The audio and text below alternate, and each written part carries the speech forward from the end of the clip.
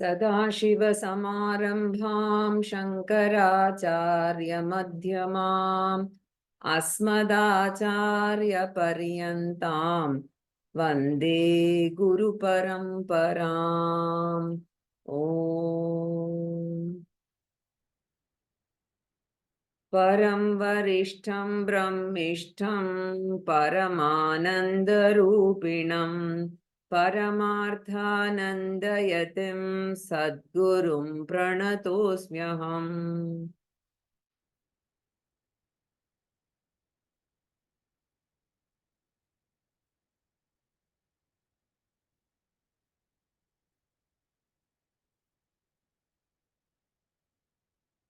So we were seeing verse 43 in the last class, and somebody had asked me a doubt about asavaha, right? Here, skando savaha, asavaha.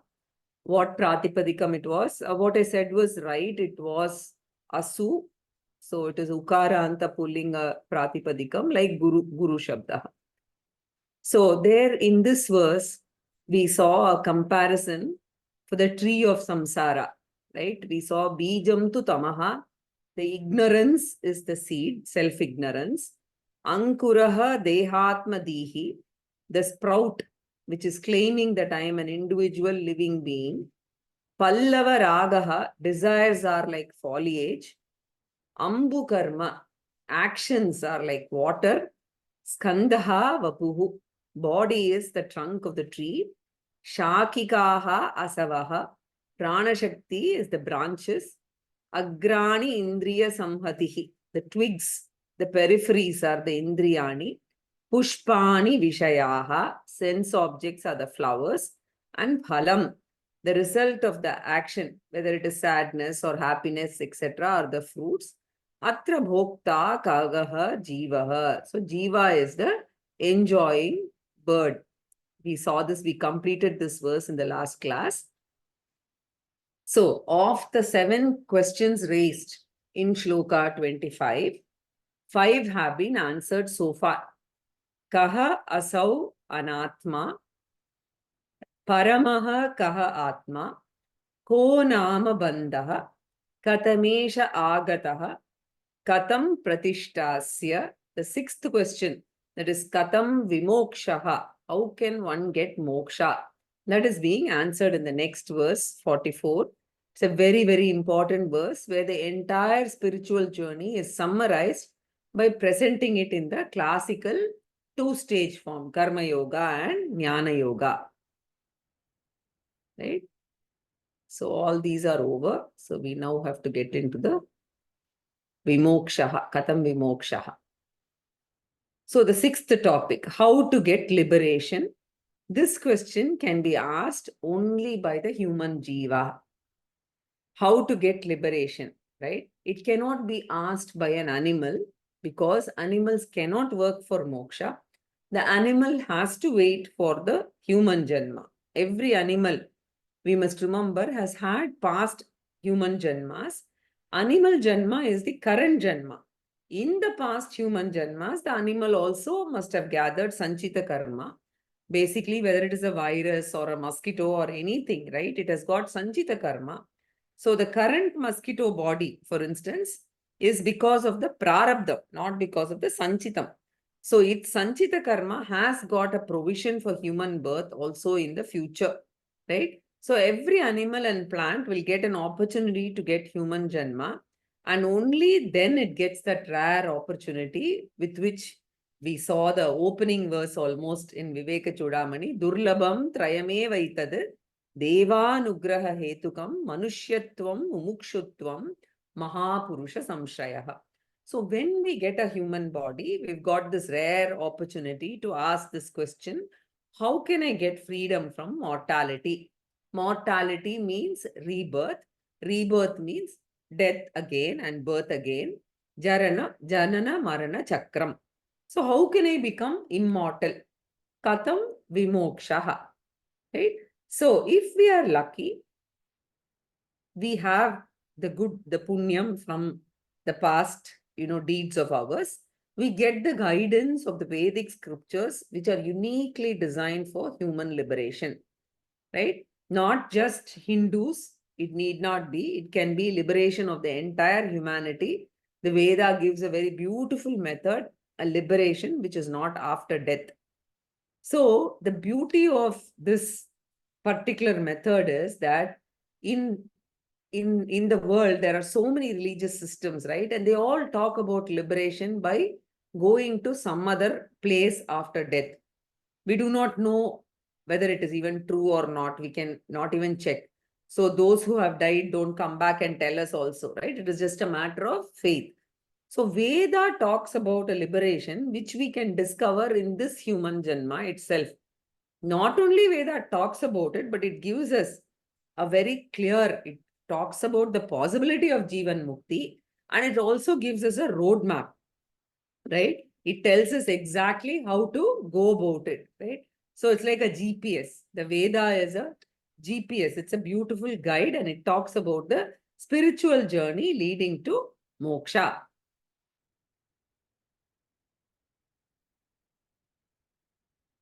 Right? So the journey consists of two stages. The first stage is called Karma Yoga, and the second stage is Jnana Yoga. So both are very elaborately discussed in the Bhagavad Gita. So the Bhagavad Gita is basically what? It's a condensed Veda.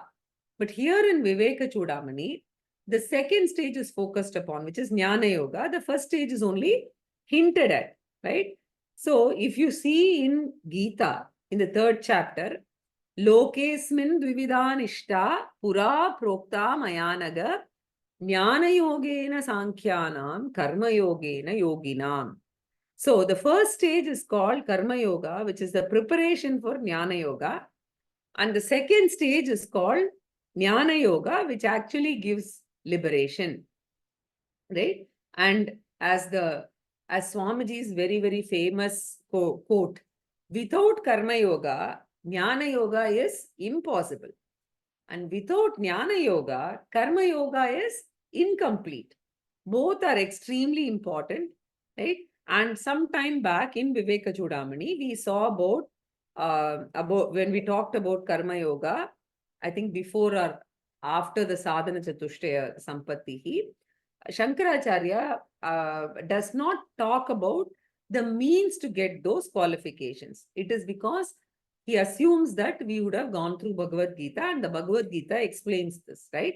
So here we'll just take a quick look at it. So when we say Karma Yoga, it includes Upasana Yoga, and Karma Yoga refers to Pancha Mahayajna also, right? And I covered Pancha Mahayajna a few classes ago. And Upasana Yoga means meditation on God. Initially, Eka Rupa Ishvaraha, and later Vishwarupa Ishvaraha. So God as a personified form and God as the universal, all-pervasive one, to make basically the mind more expanded. So Karma Yoga includes Upasana Yoga, and Karma Yoga includes all the ethical and moral values also. And Krishna emphasizes it in several chapters, in the 13th chapter and in the 16th chapter titled Daivasura Sampat Vibhaga Yoga. This is covered, right? So the ethical values are discussed as part of Karma Yoga. Bhakti or devotion to God is Upasana Yoga. So initially, as Krishna puts it, the devotion is for worldly benefits. Oh Lord, give me this and give me that, right? Artha Bhakti, Artharthi Bhakti. We saw this in the 7th chapter of the Gita, right? And they're all Sakama Bhakti or materialistic devotion. We can start with that. But sooner or later, we should change our prayer to God. You can say, God, give me this or that. But every worldly prayer must end with a very important statement, which is Nishkama Bhakti. These are all my prayers, O Lord. You give me this. This is my appeal. But ultimately, whatever you give, I'm willing to accept. What I'm asking for, if you give, wonderful. If you don't give also, it is okay. So that is Nishkama Bhakti. And therefore, the prayer itself, right, should get refined as we go through the spiritual journey. So if you see in Kamala Jayadaitastakam, we see this, right? Vidyam Shuddham Cha Buddhim Kamalaja Daite Sattvaram Dehi Mahyam. Right? So this is a prayer for sadhana chatushtaya sampatti. And similarly, if you see in the Kena Upanishad Shanti Pata, Apyayantu mamangani vak pranachakshu shrotram adomala balam indriyani cha sarvani. Sarvam brahmopanishadam maham brahma nirakuryam mama brahma nirakarot. May my links grow strong, and after all this, praying for the organ of speech, prana, eyes, ears, etc., everything is Brahman, which is revealed by the Upanishads. And let me not deny the existence of Brahman, and let not Brahman also deny me, right? Because let all those qualifications that are required for Brahma Vidya Prapti, let them be available in me. A very beautiful Shanti mantra, and all the Shanti Patas are basically the same, right? Very similar. So a prayer must be for attaining the requisite qualifications. So Karma Yoga basically includes Upasana Yoga and values called Sadgunaha or Daivi Sampat. And then we have, so Artha Bhakti, Arthartha Bhakti, both are Sakama Bhakti. Then Nishkama Bhakti is Jignasu Bhakti, right? So in the Bhagavad Gita, we see this quite a bit, right? So Karma Yoga, Upasana Yoga, Sadgunaha, Nishkama Bhakti, all these four come under stage 1, that is Karma Yoga. So these four will prepare me for Jnana Yoga. So first it will create interest in the scriptural study. Then it will make me seek a guru. I want a guru for scriptural study. The desire for attending Vedanta class will be there. So when we say Karma Yoga, basically these four are covered, right? And a very, very important aspect is Karma Yoga gives us the qualification to enter Jnana Yoga, right? So Karma Yoga, we must remember, this is a very big doubt that often comes in the minds of the student, right? Karma Yoga can neutralize the emotional layer of samsara, right? We talked about 4 layers of samsara some time back. So the first 2 layers are intellectual layers of samsara, which are Ajnanam and Adhyasa, self-ignorance and self-misconception. So they are intellectual part of the samsara. The third layer we saw was Tapatrayam, is the emotional part of samsara. Tapatrayam, emotional turbulence, which is caused by Adhyatmika, Adi Daivika and Adi Bhautika kind of problems, right? We saw this in detail 2 classes ago. So Karma Yoga cannot remove the intellectual layers of samsara. We have to be very clear. Ajnanam and Adhyasa cannot be removed. Karma Yoga can dilute the emotional disturbances. Therefore, we would know that we are progressing in Karma Yoga if we are having general peace of mind, better peace of mind, less fear, less anxiety, and less worry. FIR reduction, basically. So Lord Krishna emphasizes both Karma Yoga and Jnana Yoga in the 5th chapter. Kayena manasa buddhya kevalair indriyairapi yogina karma kurvanti sangam tyaktvatma shuddhaye. So without attachment, Karma Yogis perform action, and that such a Karma Yoga gives Chitta Shuddhi, Sadhana Chatushtaya Sampatti, which are qualifications for the study of Vedanta. And there is also another very important benefit. Yukta karma phalam tyaktva shanti mapnoti naishtikim ayukta kamakarena phale sakto nibadhyate. Because the result of the action is renounced, right? The disciplined person attains peace born out of Karma Yoga. So attachment to the result due to the impulse of desire, right? What happens? The undisciplined person is bound. So Karma Yoga actually can give equanimity and it can give Shanti, right? Now, most important point that we need to remember is many of us have this wrong notion that Vedanta will be applicable to worldly problems, right? No. We can understand Vedanta in class, yes, but when family problems come, worldly problems come, when we have professional issues, etc., Vedanta doesn't seem to help, right? So Very importantly, Swamiji insists on this. Vedanta doesn't help in this. It will not remove family problems. It will not remove anxiety, fear, etc. Right? For what? How does it help? Right? And what is it that helps? Vedanta is for intellectual understanding and removing the problems related to ajnanam and adhyasa. We don't have to apply Vedanta for anything else. But as we develop sadhana chatushtaya sampatti through karma yoga and upasana yoga, right? And develop Ishwararpana bhava and prasada bhavana, then as Krishna tells Arjuna, you follow karma yoga, you will find samatvam, equanimity, the ability to accept all the upheavals, the emotional issues in life.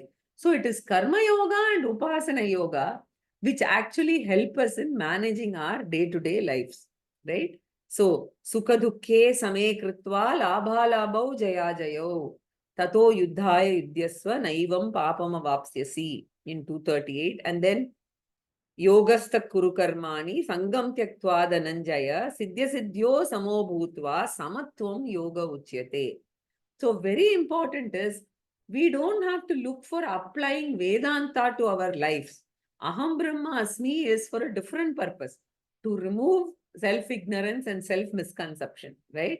But the appropriate application of Karma Yoga, Ishwararpana and Prasada Bhavana, right? Not truly applying, studying the Gita and applying this, right? So this is one area where we improve ourselves only by applying and following the principles that we learn in Gita, right? Then 80% of the emotional problems are solved by Karma Yoga itself. So emotional samsara, Karma Yoga will remove. Jnana Yoga we primarily employ for the deeper layer of intellectual samsara called ajnanam and adhyasa. So the two benefits of karma yoga is, one benefit is preparation for jnana yoga. The second most important benefit, right?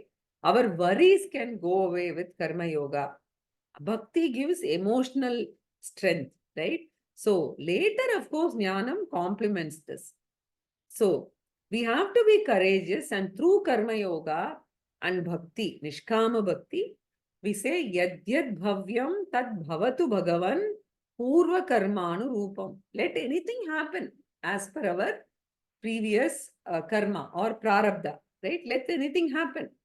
But I am a bhakta and I know Bhagavan is inside me as a source of strength, right? So that is more important. So as Swamiji says, as we mature in this journey, um, yes, festivals are important, prasadam is important, many hours of cooking, all of this is fine. But we must remember that more than the ritualistic aspect of all this, true Nishkama Bhakti is what is going to make an impact on us, right? So if we have that real Bhakti, then I don't have the fear of the future, right? The fearlessness comes, right? So Abhayam Pratishtam Vindate, in the Upanishad it is said. So for mental peace, you need not apply Vedanta at all. Just practicing Karma Yoga will be good enough to make us fine emotionally. Of course, very important aspect is Karma Yoga prepares our mind for the Jnana Yoga journey. Right? Very important. So Shruti Pramana Ekamatehe. So Shruti Pramana Ekamatihi refers to the spiritual seeker who has fixed moksha as the primary goal of life. And his first step, very important step, is what? So he knows, right, that the Veda Pramanam alone is the guidebook for moksha destination, right? And Ekamatihi here means Ananya Shraddha, Achanchala Shraddha. That means unwavering, focused, unflinching, right? Shraddha and Bhakti, that Veda will guide me to moksha. Satchamatihi. This attitude is called Shruti Pramana Ekamatihi. It is basically, it's the person, Bahuvrihi Samasa. Huh? So, Shruti Pramana Ekamatihi. So, fix Veda as your guide map. Such a person, right? Veda will not introduce Jnana Yoga first because Jnana Yoga will be not useful to a person whose mind has not been well prepared through Karma Yoga. Therefore, Veda prescribes Karma Yoga, and for practicing Karma Yoga, Veda allows the acquisition of all worldly resources, family life, etc. It also says work, earn money, etc. So, Swadharma Nishta. In the traditional interpretation, Swadharma means Varnashrama Dharma. Today it is not relevant, right? Varna and Ashrama, etc. So we can take it as our own profession, right? So because we are in a democratic society, we just take it as our contribution other than our own profession to the basically the Pancha Mahayajna, to family, to society, to environment, etc. Right? So in addition to personal pursuits, the Pancha Mahayajna, you can take it as Swadharmaha, and Nishta means commitment.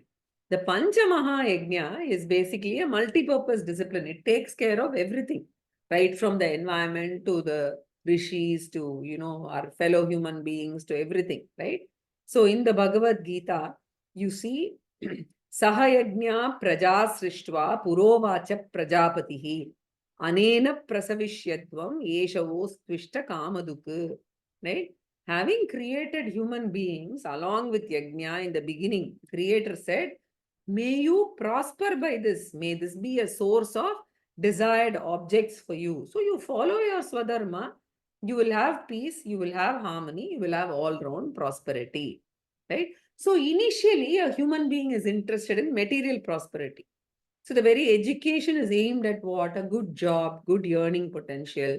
So everybody has interest in that. But once a person has followed and led such a life for some time and understood the limitations of the materialistic life, then once such a person has understood that moksha alone will give real fulfillment, then Veda introduces the very same Pancha Mahayajna for spiritual growth.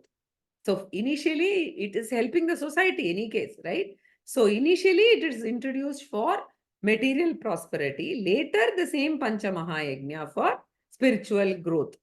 The Swadharma Nishta refers to Pancha Mahayajna as Karma Yoga along with Upasana Yoga, right? And the prayer is from Sakama Bhakti to Nishkama Bhakti. Oh Lord, give me the internal transformation. And this is here called Vishuddha Buddhehe Taya Eva.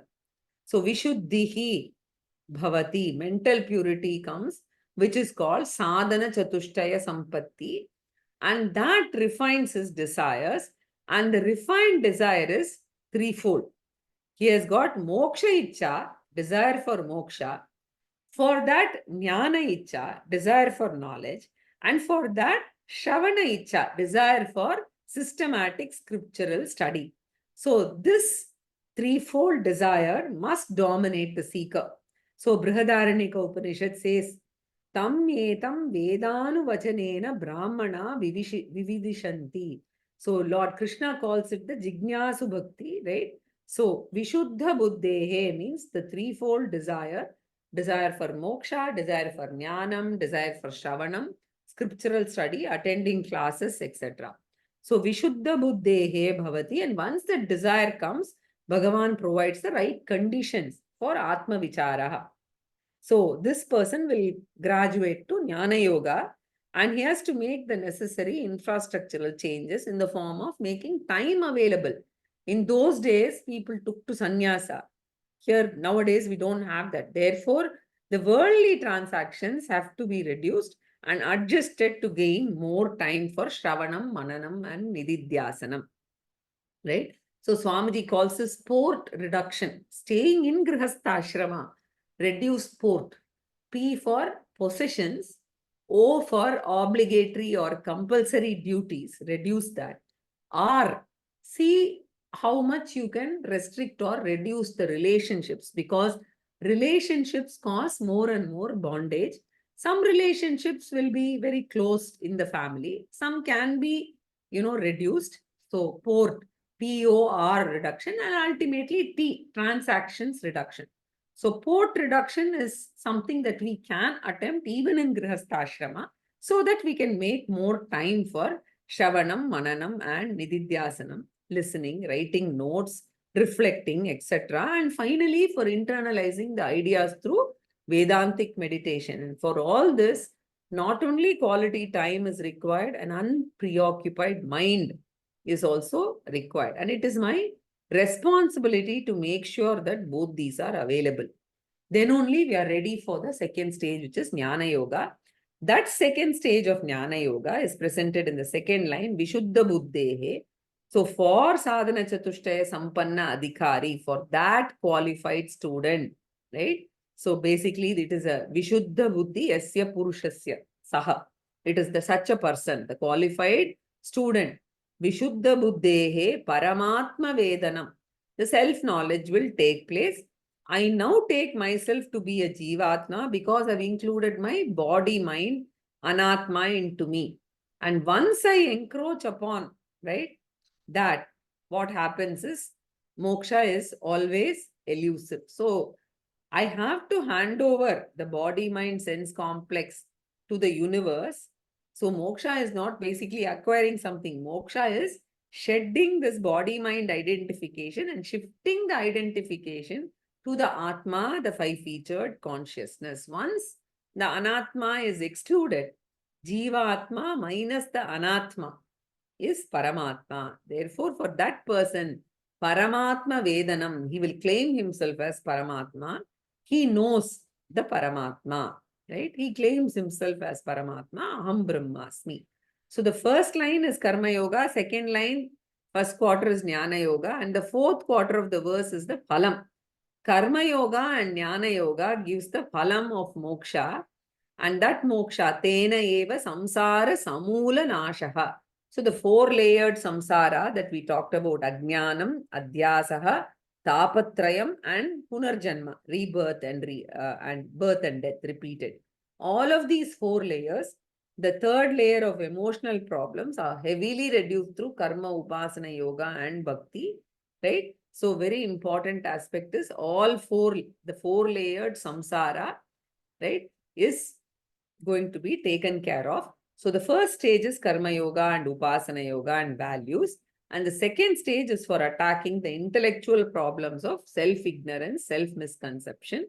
Once they are gone, samsara nashaha, samsara will go away, samulam, along with its root called self-ignorance, which is an intellectual problem. So with this, 6 questions have been answered. Shruti pramanai kamate swadharma nishtatayevatma vishuddhirasya vishuddha buddhehe paramatma vedanam tenaiva samsara samula nashaha. So now the last 7th question, tayor vivekaha katham. How should the self-inquiry be done under a guru? So the process of self-inquiry is the 7th question. So we saw that Jivatma minus Anatma is Paramatma. So how do I get to that? So the rest of the text is an answer to the 7th question. So in the original text, if you see, we have covered about 148 verses and 6 questions. Hereafter, the 7th question, the process of self-inquiry, we are going to enter. The real Shravanam begins.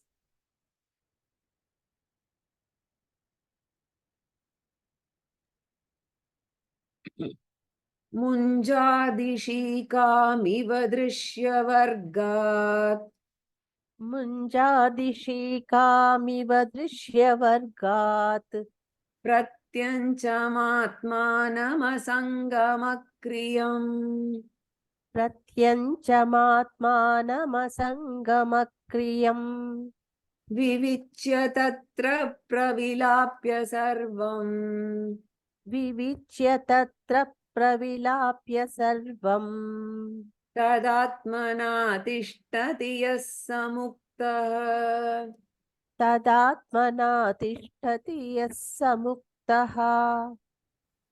So the final stage of the spiritual sadhana is self-inquiry. So we know that an acharya, a traditional acharya, right, he regularly points out to his disciples, you have to come to self-inquiry one day or the other. A traditional guru will always point this out, right? So he will never say self-inquiry is not required. So if there is a guru who is saying that, right, we have to understand that it is not possible. If they say that self-inquiry is not required, bhakti will give you liberation, God will give liberation, Nama Sankirtanam will give liberation, that Acharya has strayed away from tradition. We can say bhakti is stage 1. It will help in personality development, reducing emotional problems, but bhakti will only lead you to self-inquiry later. And an Acharya has to regularly say, Atma Vichara is the final lap of the spiritual journey. And that is what Acharya is saying here. We take us as the Jivatma, who is a mixture of basically Atma and Anatma. So, what is the Anatma? The Shariratrayam, right? So, Atma is consciousness, and every Jivatma is a mixture of consciousness and Shariratrayam, right? They go hand in hand, right? So, they cannot be physically separated. Like I told you, when I show my hand like this, there is light and hand together. It cannot be separated that easily. Intellectually only I have to separate. So, this is called basically Atma Anatma Vivekaha, this discerning the consciousness from Shariratrayam. So that is what is the heading. Tayor Vivekaha Katam. Tayoho means Atma Anatmanoho, both of which are components of one Jivatma, right? So, and here Acharya is employing a very ingenious method. Previously, just 1 second.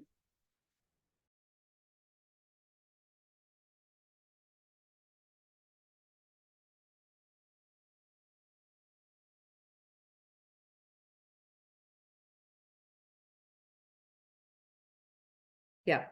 So, basically here Tayor Vivekaha refers to basically the Anatma, Atma, Anatma, Vivekaha, and Acharya is employing a very different method.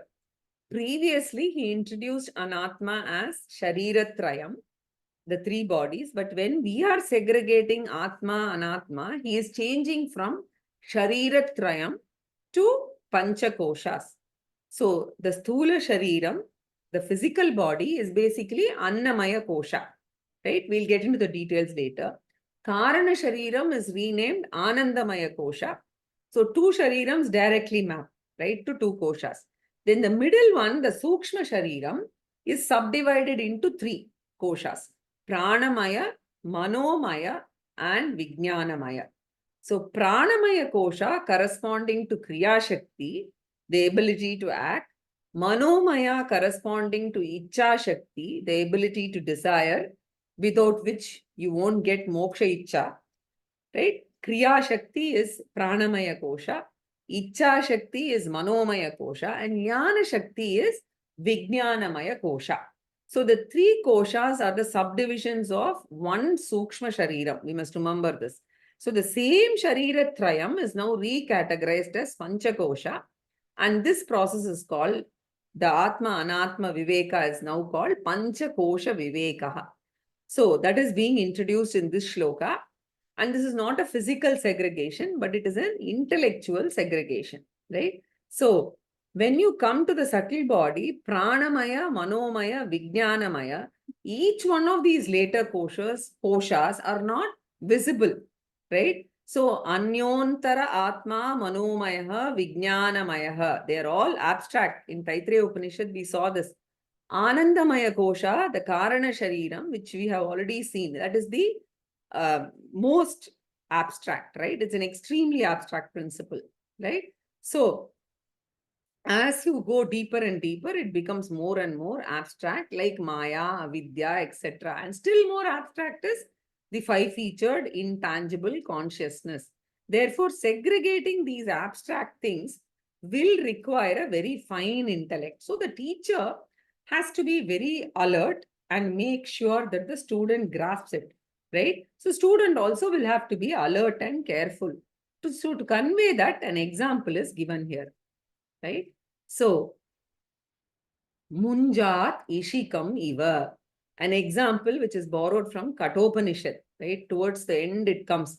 Angushta matraha purushontaratma sadajananam hridaye sannivishtaha tvam swat charirat pravruhen munjadi veshikam dhairyena, right? So munja is the name of a long grass and it's very fine with sharp edges. So if we carefully handle it, it's okay. Otherwise, it can cut our fingers, right? So we cannot just pluck it casually, right? It is considered to be sacred and it is used when a boy becomes a brahmachari during Upanayanam. He has to make a thread made of the munja grass and has to tie it as the belt or the mekala for protection. It is called Maunji Bandhanam, and the same protection a girl has to do at the time of wedding, because a girl's wedding was considered to be her Upanayanam ceremony. So she also has to go through Maunji Bandhanam. From the munja grass, they make a thread or rope which she has to tie around, right? Now, inside this munja grass, you see a central pith, which is a very soft and tender portion. It is not sharp, doesn't hurt. So that pith can be separated and used for certain things, right? Which are not really relevant for us. What is important for us is there is a tender pith inside. So the outside sharp part is like the anatma, and the inside tender pith called ishika is like the atma. So from the munja anatma, the ishika atma can be separated only if you are alert and careful.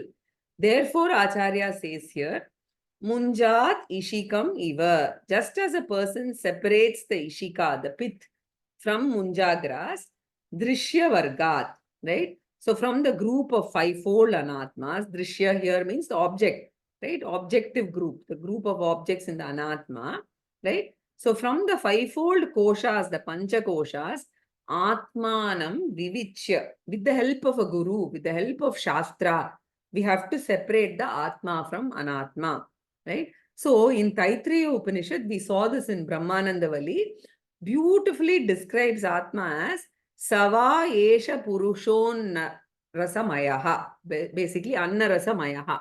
So it introduces the Annamaya kosha, then it nicely takes us to Anyontara Atma Pranamayaha, then it goes to Manomiyaha, then it goes to Vijnanamayaha, then it says Anandamayaha, then finally it says Ananda Atma.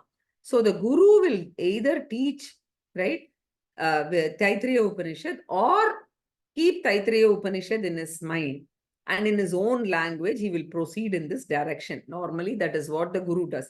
Therefore, with the help of Guru and Shastram, Vivichya, Janiyat, one should intellectually separate the Atma from Anatma and understand. So, what does one understand? Atmanam, the Atma, the five-featured consciousness, right? He should understand, right? What type of Atma? Pratyancham, right? Pratyancham, Asangam, Akriyam. So Pratyancham, which is the innermost content, right? Pranamaya is content compared to Annamaya, it is internal. Then Pranamaya becomes a container, Manomaya is the content. Then Manomaya becomes the container, Vijnanamaya is the content. So, and once the Anandamaya kosha layer is removed, you get the content called Atma, which is the ultimate content, which cannot be further peeled. So the unpeelable ultimate content is called Pratyancham, right? So Pratyancham is, for those of you who go through grammar, Laghu Siddhanta Kaumudi, you'll realize that it's a very important word that is actually used in the, to derive Pratyancham, right? So Pratyancham Atmanam Vivichya. He himself will explain this later, right? And this is just an introductory verse to the Panchakosha Viveka. Asangam, the Atma, which is Asangam, even though consciousness is intimately available along with the impure body, consciousness need not be physically separated to become pure.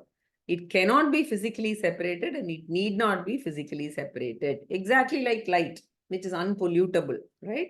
So, a very important nature of Atma. So, in Brihadaranyaka Upanishad, in the Swayanjyoti Brahmanam, Yajnavalkya says, Asango hi ayam purushaha. This asangatvam is ultimately going to help me in claiming I don't have sanchita karma, agami karma, prarabdha karma. Karma will affect the anatma, but karma cannot touch me, the atma. Therefore, I am asangam. So, akriyam, because consciousness doesn't do any action, in its presence, the pancha koshas do every action, right? So, In my presence, the koshas act. I myself am akarta, abhokta. This knowledge. So asangam, akriyam. So akriyam means akarta, actionless. Atmanam, vivichya. So this, the initial process of self-inquiry, he notes that I'm a mixture of Atma and Anatma, right? And then what do? We have a column for Atma, we have a column for Anatma, and then we write the features. Now, as Swamiji puts it, there are 5 features for the Anatma part. Drishyatvam, Bhautikatvam, Sagunatvam, Savikaratvam, and Agamapayitvam. We saw this some time back. These 5 belong to the Anatma. And the opposite of that, Adrishyatvam, Abhautikatvam, Agunatvam, Avikaratvam, Anagama-payitvam. These 5 belong to the Atma, right? So, when we say I am mortal, you are actually referring to the Anatma part, right? So, that I is referring to the Anatma part. I can also say without any reservation, I am immortal. That also I can say, right?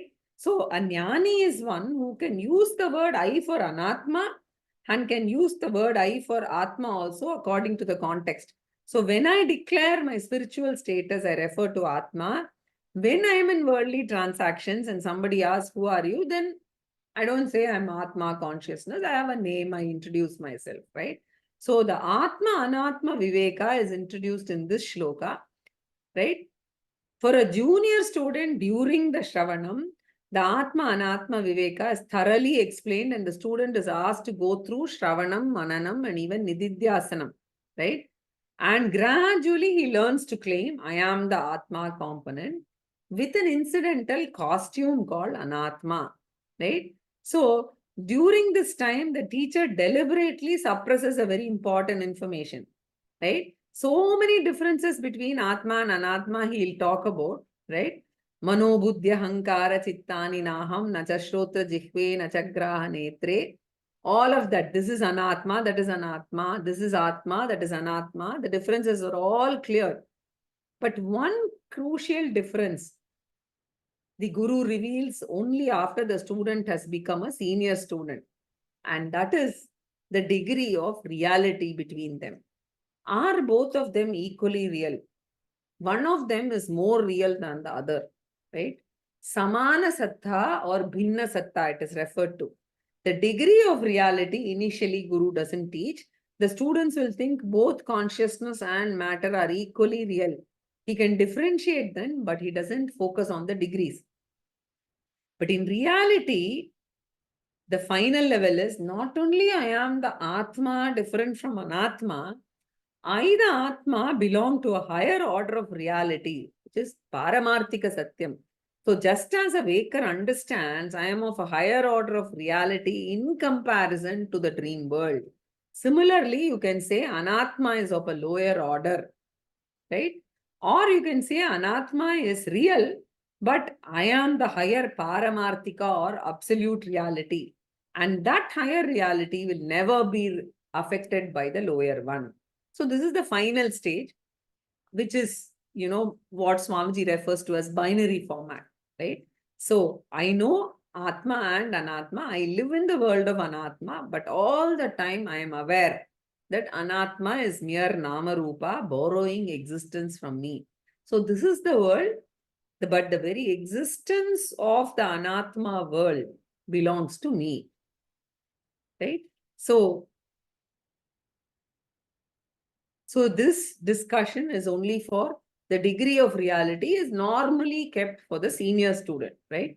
So vivichya, then up to this is for the junior students. Then for senior students, tatra, in that atma, sarvam pravilapya, the entire anatma, sarvam anatmanam pravilapya, he should resolve. It is basically not physically resolve, but discern it, right? Resolving the word into Atma means understanding that there is no Anatma separate from the Atma. This understanding that Anatma is Mithya is called dissolution of Anatma. Anatma Mithyatva Nishchayaha eva Anatma Pravilapanam iti uchyate. So it's a pure understanding. Even when I experience the world, I can resolve the world by this awareness and say, There is no world separate from Atma, right? So, as I give the example, basically, even while handling the pot and talking about the utility of the pot, right? We know that this pot is nothing other than clay, right? So, the experience of the pot will continue, but I resolve my understanding that it is mere Nama and Rupa, right? So, anybody who goes through Taittiriya Upanishad will remember these, right? So, tadatmana tishtati saha muktaha. Tad atmana. So therefore, even when the worldly transactions continue, by constant practice of nididhyasanam, a jnani must remember, I only use the body, but I am the atma behind the body. This is called atmanishta. Tad atmana, the adhisthana atmanaha, in the form of atma tishtati. So a jnani remains all the time in atmanishta, and this is our introduction, right? The destination is clearly indicated, right? So basically, there is no world other than me. This is what I have to know. Whoever succeeds in this saha muktaha bhavati, he becomes a liberated person, right? So he can claim I am liberated even when he is alive. A very important verse, right? This is important because the process of self-inquiry is presented here. मुञ्जादिशीकामिव दृश्यवर्गात् प्रत्यञ्चमात्मानमसङ्गमक्रियं विविच्य तत्र प्रविलाप्य सर्वं तदात्मना तिष्ठति यः स मुक्तः.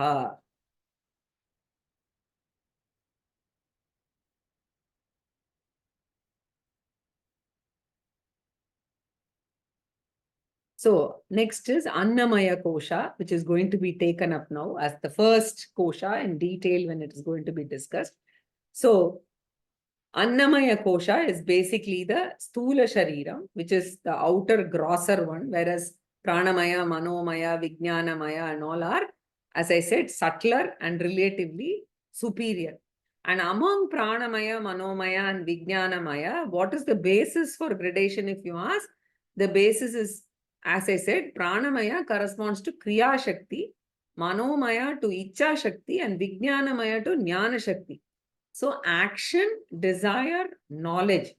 So first knowledge has to come in our mind, then alone the desire will come, and then the desire will lead to an action, right? So that is the order. So thus between desire and action, always desire will come first. And similarly, between knowledge and desire, knowledge will come first, right? So Vijnanamaya is innermost, Manomaya is next, and Pranamaya kosha is next. So thus products are grosser, outer, right? So those products are taken for inquiry first. And gradually from grosser level, we go into the subtler level. So first is Annamaya kosha. I am the body. When we say initially, we think of this body, right? So then through Nididhyasanam, the Upanishads take you one step further and says, no, I am not the body. I am the prana which survives even after death, because even after I shed the physical body, the prana continues, the karana shariram continues. So it is only the outer one that I shed first in the form of disidentification. So the other ones I will go slowly, and finally I will go to Anandamaya kosha, right? So it is done gradually from Annamaya to Anandamaya to Atma. So from 45 to 60, in 16 verses, we are going to do the Panchakosha Viveka. Verse 45 is the introduction, right? So we are going to see this. And 16 verses, we are actually going to be studying.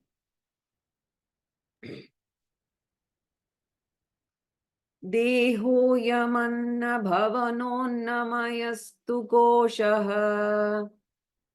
देहोऽयमन्नभवनोन्नमयस्तु कोशः चानेन जीवति विनश्यति तद्विहीनः चान्नेन जीवति विनश्यति तद्विहीनः त्वक्चर्म मांसरुधिरास्ति पुरीशराशिः त्वक्चर्म मांसरुधिरास्ति पुरीशराशिः नायं स्वयं भवितुमर्हति नित्यशुद्धः Nayam swayam bhavitumarhati nityashuddhaha. So now from here begins the Panchakosha Viveka process. Panchakosha Viveka means Panchakosha Anatma Atma Viveka. So Anatma Atma Viveka is basically called Panchakosha Viveka.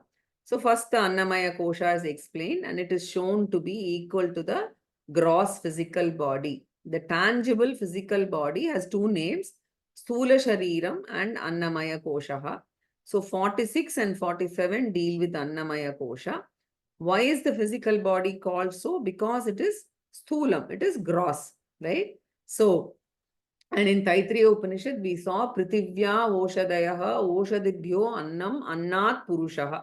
So from the earth, the plant kingdom comes, from plant kingdom, food comes, and from the food, the body is generated, right? So, very important that we have to remember that from Annam or food, directly the Shariram doesn't come. It gets processed, and then, of course, the food is consumed by both the male and female couple.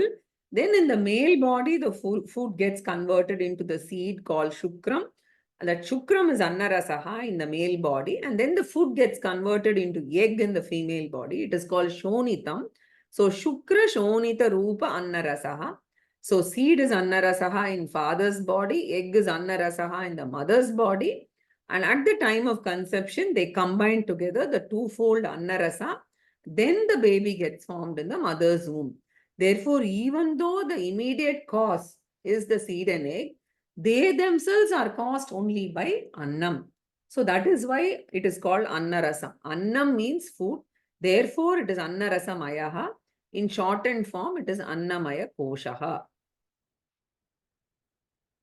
So therefore, Acharya says, Ayam Dehaha Anna Bhavanaha. Annamayaha tu Koshaha. So it is born out of food and it is sustained by food only, right? So how do you know that? If you don't give food to a person, beyond a certain point, the body will die. Thus, Annam is responsible for the Srishti, Sthiti, for the survival also, right? So, very important aspect is that Annamaya is very, very important because through the food, the body is sustained, right? So, Annamaya produces the body of the baby in the womb of the mother, and after that is also important for the maintenance of the body itself right through life, right? So, Annam is very, very important. Then, cha annena jivati tad vihinaha vinashyati. So, annena jivati, the body lives because of Annam. Vinashyati tad vihinaha, without it, it dies. And Twak Charma Mamsa Rudira Asti Purisha Rashihi. The body is not on one single entity, but it is a composite entity. It's an assemblage consisting of many ingredients. They are called Dhatu, Sapta Dhatavaha.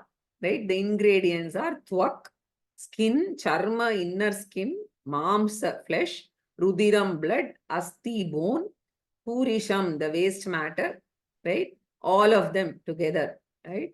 So, Rashihi, it is a bundle of all the ingredients with lot of impurities also, right? And body is ever ashuddham. And that is why regular cleaning is also required. So, this is the definition of Annamaya. Now, Atma, Shankaracharya is going to say, this dirty body cannot be the Atma because Atma is defined in the Upanishad as Nitya Shuddham, right? Saparyagat chukramakayama vrana masnaviram shuddham papa vidham. It says, right? In Ishavasya Upanishad, Atma is defined as ever pure, right? Body is never pure, right? So based on the Shruti Pramanam, we dismiss the physical body as Anatma. It's a temporary instrument to be carefully preserved, right? But we protect it, but we cannot mistake the body as ourselves. So this Nididhyasanam has to be done. And on each kosha, we have to practice meditation so that the over-attachment to the body goes away, right? So diseases are natural, right? But the ingredients, it's called Dhatu Vaishamyam. Basically, the the nutrients, the elements in the body will keep changing as we age. Sodium might go down, potassium may go up, all this immunity may go down, etc. It is changing all the time, right? So Acharya says here, Swayam Nitya Shuddhaha Bhavitum Na Arhati, right? So Ayam Koshaha, this Annamaya Koshaha, Swayam, right? It can never be you, the Atma, the real self, right? So accepting the mortality of the body and claiming the immortality of Atma, this must be regularly done until it enters the subconscious mind. So Nitya Shuddhaha Atma na bhavati.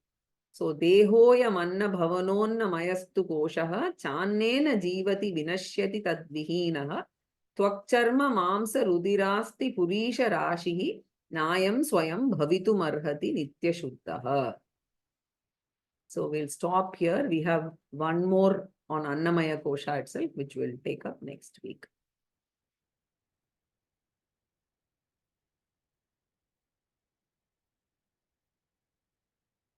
Purnamadah Purnamidam Purnat Purnamudachyate Purnasya Purnamadaya Purnamevavashishyate. Om Shanti Shanti Shanti.